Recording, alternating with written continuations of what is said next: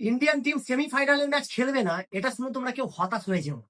কারণটা হচ্ছে যে এই মুহূর্তে ইন্ডিয়ান টিমের অবস্থা খুবই খারাপ হয়ে গেছে ভাই।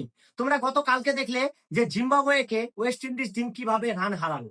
হ্যাঁ বন্ধুরা, এই মুহূর্তে ওয়েস্ট ইন্ডিজ টিম 1 নম্বরে রয়েছে। হ্যাঁ বন্ধুরা, নেট রান রেটে প্রচুর বেরিয়ে গেছে।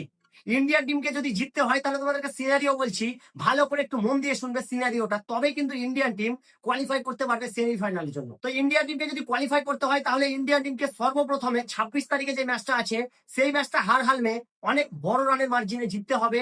এবং সেদিনকে কিন্তু সাউথ আফ্রিকার সঙ্গে খেলা আছে ওয়েস্ট ইন্ডিজের, সেদিনকে হার হারলে সাউথ আফ্রিকাকে ওয়েস্ট ইন্ডিজকে হারাতে হবে। হ্যাঁ বন্ধুরা, ওয়েস্ট ইন্ডিজকে সেদিন হারতে হবে এবং সাউথ আফ্রিকাকে জিততে হবে। এবং ইন্ডিয়া ভার্সেস ওয়েস্ট ইন্ডিজের খেলা আছে 1 মার্চ, সেই ম্যাচটা কিন্তু হার হারলে ইন্ডিয়াকে জিততে হবে। তাহলে কিন্তু ইন্ডিয়ান টিম কোয়ালিফাই করতে পারবে এবং সেখানে কোয়ালিফাই করবে সাউথ আফ্রিকান টিম। হ্যাঁ বন্ধুরা, সাউথ আফ্রিকাকে কিন্তু 3টে ম্যাচই জিততে হবে। হ্যাঁ বন্ধুরা, অলরেডি একটা ম্যাচ জিতে নিয়েছে জিম্বাবুয়ে এবং ওয়েস্ট ইন্ডিজ, এই দুটোর সঙ্গে হার হারলে জিততে হবে। ইন্ডিয়ান ফ্যানদেরকে এটাই কিন্তু প্রে করতে হবে যে সাউথ আফ্রিকা যেন জিম্বাবুয়েকেও হারিয়ে দেয় এবং ওয়েস্ট ইন্ডিজকেও হারিয়ে দেয়, তাহলে কিন্তু খুব সহজে কোয়ালিফাই করে যাবে সেমিফাইনালের জন্য ইন্ডিয়ান টিম।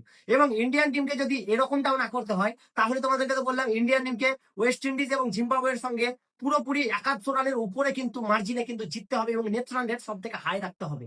বুঝতে পারলে বন্ধুরা? তো অবশ্যই অবশ্যই ভিডিওটা সকলকে শেয়ার করো এবং সবাইকে জানিয়ে দাও যে ইন্ডিয়ান টিমের এই মুহূর্তে কিন্তু হালাত খুব খারাপ।